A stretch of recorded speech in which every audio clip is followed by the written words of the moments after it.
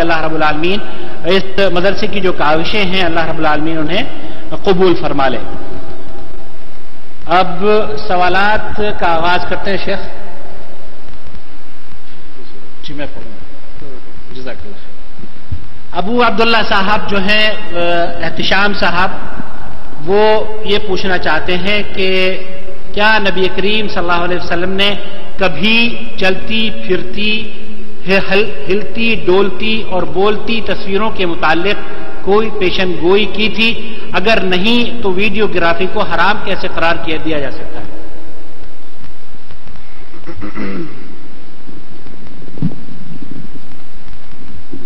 ہمارے علم میں ایسی کوئی روایت نہیں ہے جس میں اس چلتی پھرتی تصویر کو، جس سے ویڈیو کہا جاتا ہے، اس کی حرمت کے بارے میں رسول اللہ صلی اللہ علیہ وسلم کی کوئی واضح روایت، واضح قطعی نص ہو ہمارے علم میں نہیں ہے۔ اس کو حرمت کے جو قائل ہیں وہ اسی تصویر پہ قیاس کرتے ہوئے کہ اللہ کے نبی صلی اللہ علیہ وسلم نے تصویر سے منع کیا تو یہ تصویر ہے، تو لہذا جو اس کی حرمت کے قائل ہیں ان کے پاس بھی یہی دلیل ہے، اور جو اس کے جواز کے قائل ہیں ان کے پاس بھی یہی دلیل ہے کہ یہ تصویر وہ جامد تصویر نہیں ہے جو اس دور میں ہوا کرتی تھی، جو بنائی جاتی تھی، جس کو انسان خود بناتا تھا اپنے ہاتھ سے۔ وہ اللہ کی تخلیق نہیں ہوتی تھی بلکہ انسان اس کو خود تخلیق کرتا تھا، اور قیامت کے دن کہا جائے گا تو نے مالک کا مقابلہ کیا اس تخلیق کر کے اس میں روح ڈال۔ تو جو اس کے جواز کے قائل ہیں ان کی دلیل بھی یہی ہے کہ اس کے ذریعے جو بنائی جاتی ہے وہ تو اللہ کی تخلیق ہے جس کو سیو کیا جا رہا ہے، اور وہاں جو لفظ ہیں وہ تصویر ہے جس میں روح ڈالنے کا حکم ہوگا، جو مالک کی تخلیق نہیں ہوگی بلکہ اس کو خود تراشا جاتا ہے، خود بنایا جاتا ہے۔ واللہ اعلم۔ جزاک اللہ خیر۔ کیا فروعی اختلافات کی بنا پر گروہ بندیوں کو جائز قرار دیا جا سکتا ہے، یا وہ کون سے اختلافات ہیں جن کی بنا پر دینی محافل کا بائیکاٹ ممکن ہے؟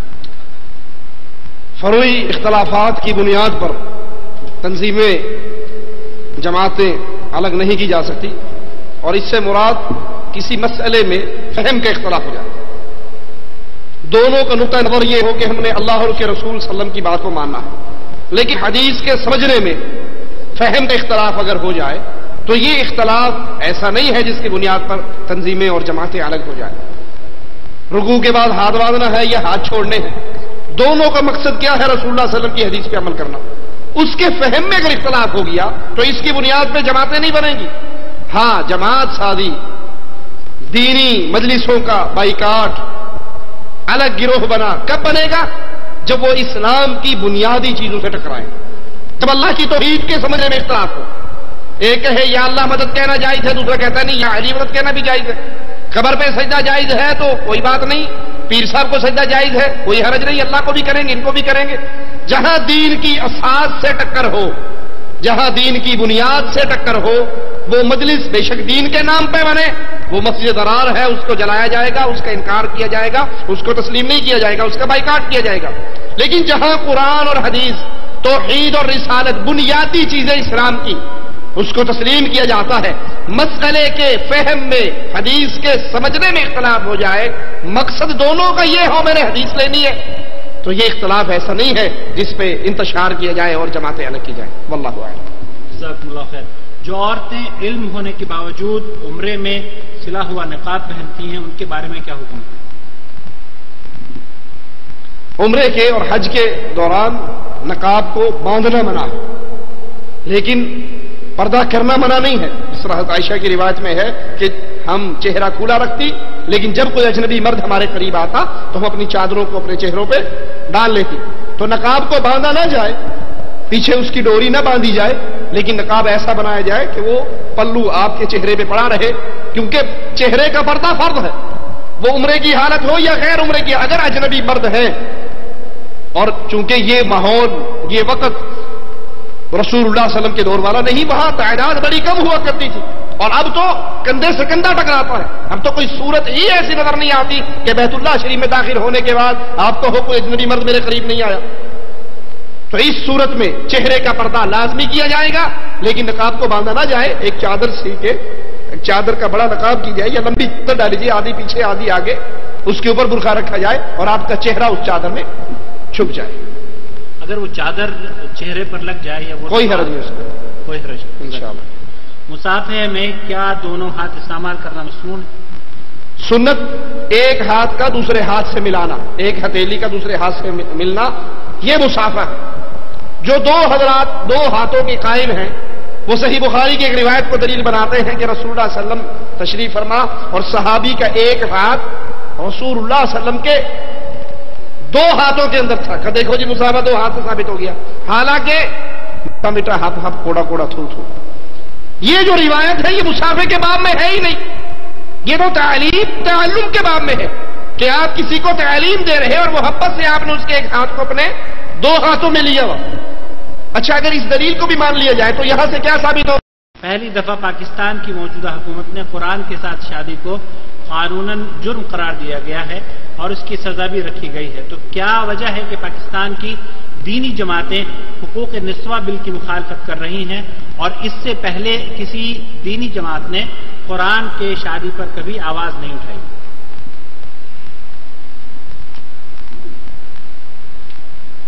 कुरान से शादी ये किसी कौम और कबीले के अंदर रस्म व रिवाज तो मौजूद हैं, लेकिन ये अमर जायज नहीं है। जायज वो होता है जिसका सबूत किताबुल्लाह और सुन्नत रसूलुल्लाह सल्लल्लाहु अलैहि वसल्लम में मौजूद हो। पाकिस्तान तो आज कानून बना रहा है, जबकि ये कानून मालिक की किताब और उसके रसूल की हदीस से इब्तिदा से ही टकरा रहा है। शरीयत तो शुरू से ही इसकी मुखालिफ है। कौन इसको कानून बना रहा है, ये कौन नहीं, ये बहस नहीं। बहस ये है कि ये जुर्म तो शुरू से ही जुर्म है। अब पाकिस्तान ने अगर इसको कानूनन जुर्म करार दे दिया और इसकी सजा भी रख दी, तो दीनी जमातें हकूक निस्वा बिल पर क्यों मुखालफत कर रही हैं? आपको हकूक निस्वा बिल में सिर्फ ये चीज नजर आती है, जबकि अगर हमारी आंख से देखोगी तो और कुछ नजर आएगा। ये बात तो ठीक है कि शादी कुरान के साथ करना हराम है, ये जुर्म है, शरीयत की मुखालफत है, इस्लाम इसकी इजाजत नहीं देता।